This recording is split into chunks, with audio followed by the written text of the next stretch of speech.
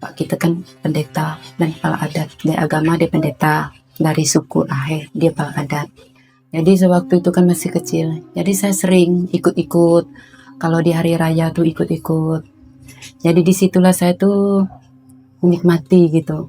Senangnya orang Islam tuh hari raya karena pakai baju baru berkerudung. Jadi saya kepingin. Sekarang abang saya dia menggantikan bapak RT juga, kepala suku juga, pendeta juga. Tapi kami tidak pernah bertentangan. Padahal abang saya tuh orangnya keras memang, katanya AA. Malah abang saya tuh kalau hari Islam, dia selalu memberi orang Islam, muslim makan. Berzakat fitrah, abang saya tetap. Itu enggak tahu lah antara dengan Allah kan. Tetap fitrah. Padahal dia orang Ahe. Saya Ibu Ani, panggilnya sehari-hari Ani. Saya dari Singkawang, Sagatani. Ibu mualafnya tahun berapa nih? Tahun 92. Alhamdulillah punya suami pegawai negeri, kerja di BU kota. Gimana sih proses mualafnya Ibu? Bisa diceritakan sama kita? Saya tuh sering jalan-jalan ke Pontianak dulunya ikut mama. Berlebaran tempat bibi di Juruju, Gang Medan. Jadi sewaktu itu kan masih kecil. Jadi saya sering ikut-ikut. Kalau di hari raya tuh ikut-ikut. Jadi disitulah saya tuh menikmati gitu. Senangnya orang Islam tuh hari raya karena pakai baju baru berkerudung. Jadi saya kepingin. Jadi setiap lebaran kami pasti ke Pontianak. Dari Singkawang ke Pontianak. Biasanya seminggu, 2 minggu. Dari situlah saya tuh melihat kalau malam lebaran takbiran. Karena berkeliling-keliling, anak-anak bertakbiran. Di situ saya tuh senang. Beriringnya dengan waktu, jalan-jalan, ikut-ikut. Jadi pas berumur 13 masuk 14 tahun, saya sering ke Pontianak memang. Udah itu saya pulang ke Singkawang. Jadi di Singkawang, saya tidak betah. Pulang lagi, ikut bibi. Waktu itu tahun itu orang tua saya meninggal tahun 2002, bapak tahun 88. Bapak kita kan pendeta dan kepala adat. Dari agama dia pendeta, dari suku Ahe dia kepala adat. Tantangan dari orang tua pun tidak pernah. Seperti adik saya masuk Islam, tidak ada. Karena orang tua tidak ada, didikan dari abang. Abang pun mendukung kami semua masuk Islam. Sekarang abang saya dia menggantikan bapak RT juga, kepala suku juga, pendeta juga. Tapi kami tidak pernah bertentangan. Dia tidak pernah menentang. Padahal abang saya tuh orangnya keras katanya AA. Tapi soal agama, soal didikan enggak. Buktinya satu anaknya kawin sama orang muslim. Udah terbukti. Lebaran dia datang ke sini. Nah, kalau hari besar dia pun kami datang sana. Tapi kami tidak pernah diremehkan. Kami selalu dihargai bahwa kami itu memang orang muslim. Saudara-saudara tuh semuanya senang. Tidak pernah berselisih paham soal agama. Tidak pernah. Malah abang saya tuh kalau hari Islam, dia selalu memberi orang Islam, muslim makan di rumahnya. Berzakat fitrah, abang saya tetap. Itu enggak tahu lah antara dengan Allah kan. Padahal dia orang Ahe. Dia niatnya tuh bersedekah. Apa yang Ibu ingat atau kesan apa yang Ibu sampai saat ini masih ingat terhadap kedua orang tua Ibu? Waktu itu kisah orang tua saya pas bapak tuh meninggal. Bapak meninggal, jadi mama tuh sakit. Itulah sakit tuh. Tidak ada waktu di kampung tuh istilah penolongan maupun dari orang-orang Ahe gitu. Jadi situlah mungkin karena mama dan bapak tuh beda agama. Jadi punya ide karena ndak mau mama tuh meninggalnya di kampung non muslim. Susah kita kan. Jadi kami bawa ke Pontianak. Mama saya meninggal di Pontianak.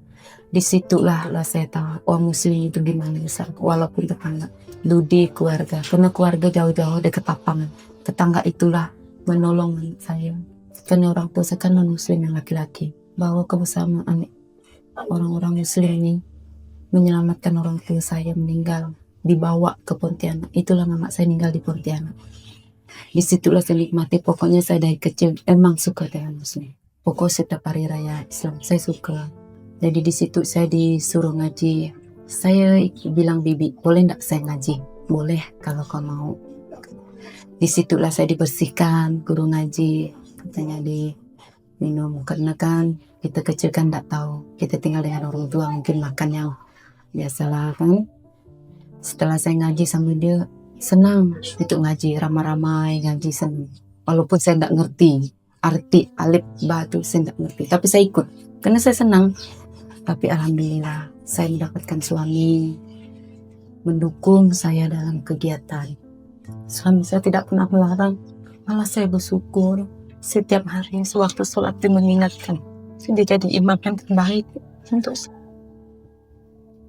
Dalam agama dia selalu mendukung walaupun dia capek, secapek apapun. Kalau saya minta antar pengajian dia tetap antar, walaupun jauh, pulang di kantor capek absen lagi kan. Kalau saya minta antar pasti dia antar, tidak pernah loh apapun yang saya inginkan. Mungkin ini hikmah hadiah paling berharga saya masuk Islam, karena dari pengajian ibu-ibu selalu mendukung saya. Waktu itu saya melahirkan susah sampai divonis mungkin tidak bisa selamat antara 2 anak ataupun mama. Saya selesai operasi 1 hari 1 malam memang tidak sadar, kata suami saya. Anak saya pun gitu, karena lahir prematur. Situlah saya tahu bahwa kekuasaan Allah itu memang besar, bisa menyelamatkan yang tanpa kita sadari. Anak saya selamat, saya pun selamat. Sampailah sekarang anak saya yang gawat tuh udah menikah. Alhamdulillah, disitulah saya menikmati semuanya. Bahwa Islam itu memang kita syukuri, nikmati, itu memang lebih berharga. Kenapa orang di luar sana mampu, saya buktikan bahwa Islam itu gimana. Saya mau alap harus bisa. Saya tidak mau kalah dengan orang muslim. Saya harus bisa. Jadi saya belajar. Siang malam saya ikut pengajian. Saya tidak peduli mau ujian, mau apa, saya selalu pergi. Saya tidak malu. Saya memang tidak pandai ngaji. Saya belajar sedikit demi sedikit, sedikit demi sedikit. Saya tidak mampu belajar sampai 3 baris, 2 baris. Di situ saya nikmati. Makanya saya sayang meninggalkan, walaupun saya capek. Secapek apapun saya tidak pernah meninggalkan pengajian, kecuali saya berhalangan. Nah, itulah saya alhamdulillah dari pengajian alap tahun 2013 saya diangkat jadi ketua pengajian. Di situ saya diangkat juga tahun 2015 saya diangkat jadi ketua alap dari GMI. Saya juga ketua alap. Nah, dari FITI saya juga diangkat dari rumah Quran. Nah, saya sekarang bergabung itulah di Uzalal. Saya mau bergabung lagi di situ. Menurut ibu kan sekarang ketua mualaf ya. Nah, gimana pengalamannya pertama kali dikasih kepercayaan untuk mengkoordinir para mualaf? Mualaf bisa enggak saya merangkul? Jadi saya pikir gini, saya panggil satu-satu. Saya agak di rumah, di mana saya ketemu di jalan, kalau memang mualaf saya suruh ikut pengajian. Jadi saya ikutkan pengajian, saya kasih absen. Siapa yang rajin datang nanti ada hadiah dari saya. Di situ saya belikan tuh mangkuk-mangkuk plastik tuh. Siapa yang mau ngaji nanti saya kasih ikro. Yang mau ngaji, benarlah, iya saya kasih ikro. Datang ya. Jadi setiap pengajian saya kasih ikro. Nih Bu, aku bersemangat lihat mualafnya. Dari 4 sampai ke 5 sampai ke 12, sekarang udah 24 mualaf.